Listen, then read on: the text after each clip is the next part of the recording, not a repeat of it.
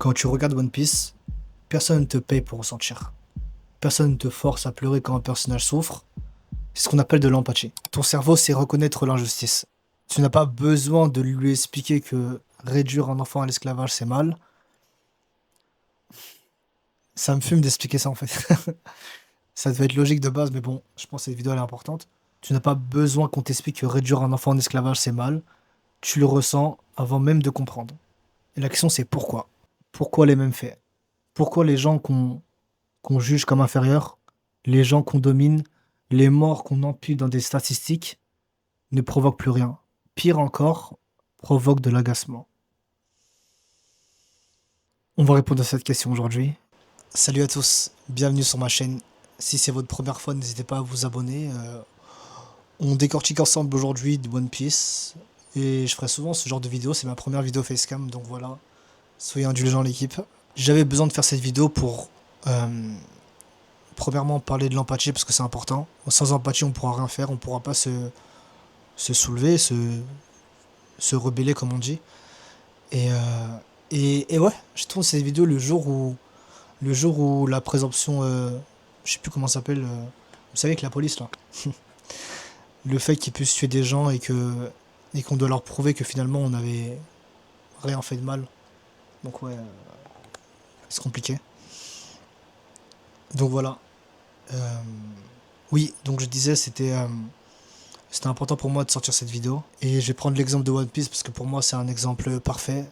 Déjà je pense que c'est un des meilleurs animés du monde. Bon, revenons à la vidéo. Prenons l'exemple des hommes poissons. Ils ne sont pas haïs pour ce qu'ils font, ils sont haïs pour ce qu'ils sont.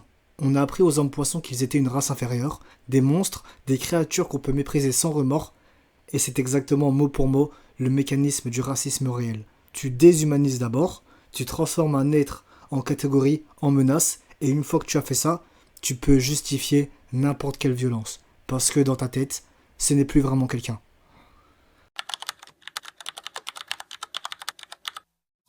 Le premier outil, c'est la distance.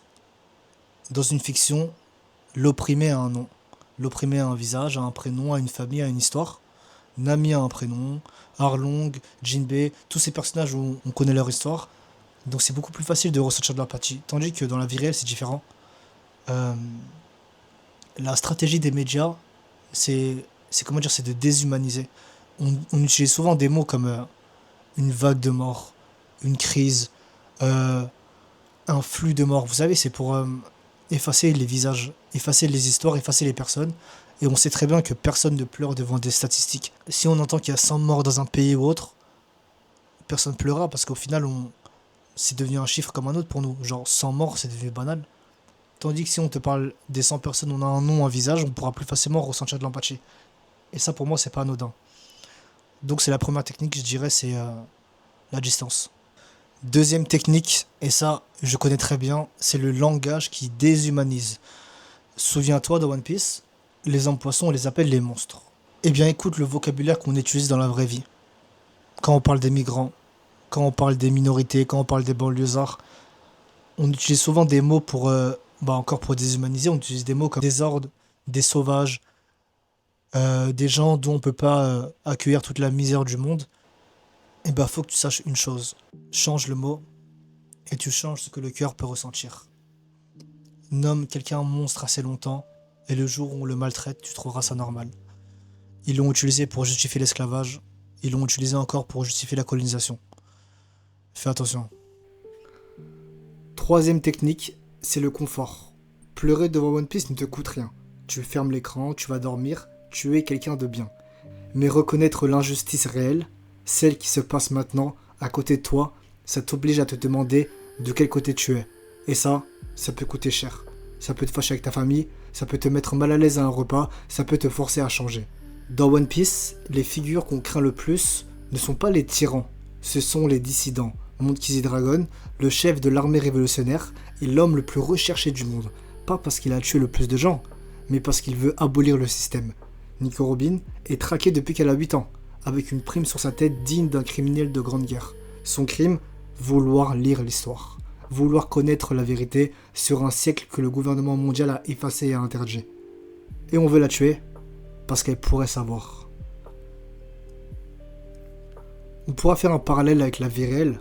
Thomas Sankara, le président du Burkina Faso, a voulu libérer son pays de la dépendance, refuser la dette, nourrir son peuple par lui-même. On l'a assassiné à 37 ans. Patrice Lumumba, le premier chef du Congo, indépendant, a voulu libérer son pays de la tutelle coloniale. Partout, tout le temps, ceux qui disent la vérité au pouvoir et qui veulent la liberté de leur peuple sont traités comme des criminels. Alors voilà ce que je veux que tu retiennes.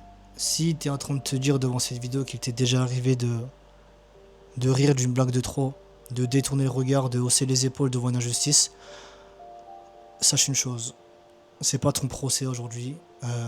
On a tous grandi de la même manière, on nous a tous appris à avoir les mêmes réflexes, à penser que le problème des autres c'est pas les nôtres. Je veux que tu saches une chose, savoir, ça ne te rend pas responsable de ce qui s'est passé avant, mais ça te rend responsable de ce qui se passe aujourd'hui. Chaque fois que tu entendras cette phrase qui déshumanise cette injustice,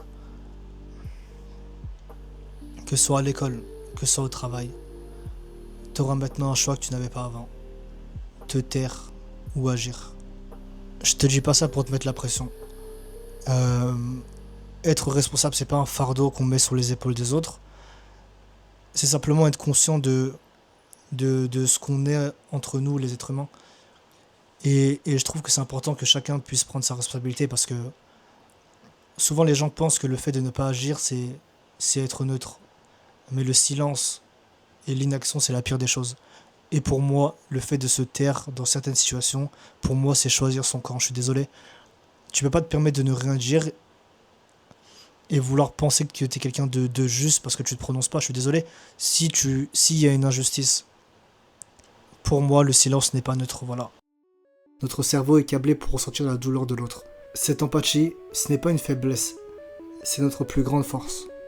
Alors quand on te dit que l'être humain est naturellement égoïste, et que chacun pour soi c'est la loi de la nature, et que la vie c'est une compétition où le plus fort gagne, on te ment. On prend une idéologie récente, fabriquée pour justifier un certain type de société, et on te la fait passer pour une loi naturelle. Mais ce n'est pas ta nature. Ta nature c'est le lien. Ta nature c'est le clan, c'est la famille, c'est l'équipage, c'est la bande de potes. Regarde encore Luffy. Il ne conquiert pas le monde seul, sa force et son équipage. Ce sont des gens brisés, rejetés, seuls, qu'ils rassemblent, et qui ensemble deviennent invincibles.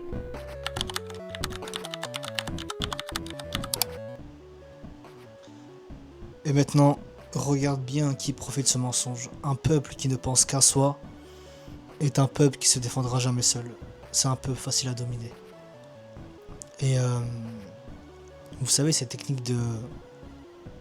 fameuse technique de diviser pour mieux régner, faire croire aux gens que l'autre personne est un concurrent, que l'autre n'est pas un frère, n'est pas une sœur, n'est pas un membre de notre famille, c'est la plus vieille technique de domination humaine. Et pour moi, c'est le fait de pouvoir retisser du lien, recréer une communauté, c'est un acte de résistance à elle-même. Juste ça, c'est déjà un acte de résistance pour moi. Créer du lien, créer une communauté, ne restez pas seul. Nous sommes des êtres sociaux, comme je l'ai dit juste au-dessus. Ce truc du développement personnel, faut que j'en parle ça. Je vais faire une grosse vidéo à ce sujet parce que ça me rend fou. Mais bon, notre génération, ça va, on a été épargné sur ça, mais ce truc de développement... Comment ça, développement personnel? En quoi est-ce que l'être humain se développe seul? Je n'arrive pas à comprendre. T'es né, t'as besoin de personnes pour t'aider. Déjà, à ta naissance, t'es vulnérable, t'es pas seul, t'as besoin d'aide. En grandissant, la plupart des choses que j'ai appris dans ma vie, j'ai changé.